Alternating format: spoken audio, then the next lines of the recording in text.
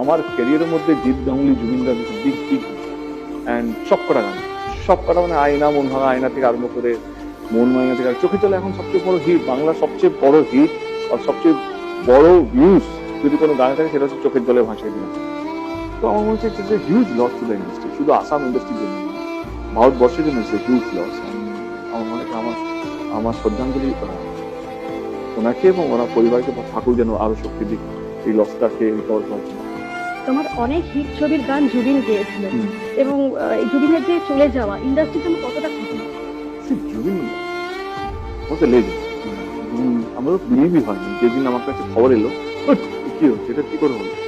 মানে আমরা ইনফ্যাক্ট ধূমকেতুতেই ভাবছিলাম যে রানাদা একটা টুইটার করে জুবিন দেখে আমরা গান গাবো, কোনো কারণে যেহেতু ছবি রিলিজিং ডেটটা আমাদের কনফার্ম ছিল, আমার কোনো কারণে গানটা হয়নি, কিন্তু আমাদের মাথায় যে জুবিন যেহেতু আমি আবার ফিরে আসছি অস্ট্রেলিয়াতে, আমার ইচ্ছে আছে যে আবার আমি যদি পুরোনো যুগটাকে আবার ফিরিয়ে আনতে পারি। তো জুবিন আমার মাথায়, আমরা 1 মাস ধরে আমরা জুবিনকে নিয়ে আলোচনা করছি এবং ওই যে চলে গেছে খবরটা আমাদের বিলিভই হয়নি 10-15 মিনিট না না, তখন আমি নিউজ ঘাটতে শুরু করলাম, তখন মানে মানে আমার ক্যারিয়ারের মধ্যে জিৎ গাঙ্গুলি জুবিনদার বিগ বিগ অ্যান্ড সবকটা গান, সবকটা মানে আয়না, মন ভাঙা আয়না থেকে আরম্ভ করে মন মাইনা থেকে চোখে চলে এখন সবচেয়ে বড় হিট, বাংলার সবচেয়ে বড় হিট আর সবচেয়ে বড় ভিউজ যদি কোনো গানে থাকে সেটা হচ্ছে চোখের জলে ভাসিয়ে দিলাম।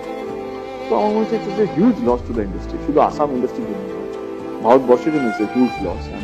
আমার মনে হয় আমার শ্রদ্ধাঞ্জলি ওনাকে এবং ওনার পরিবারকে ঠাকুর যেন আরো শক্তি দিক এই লসটাকে রিকভার করার জন্য।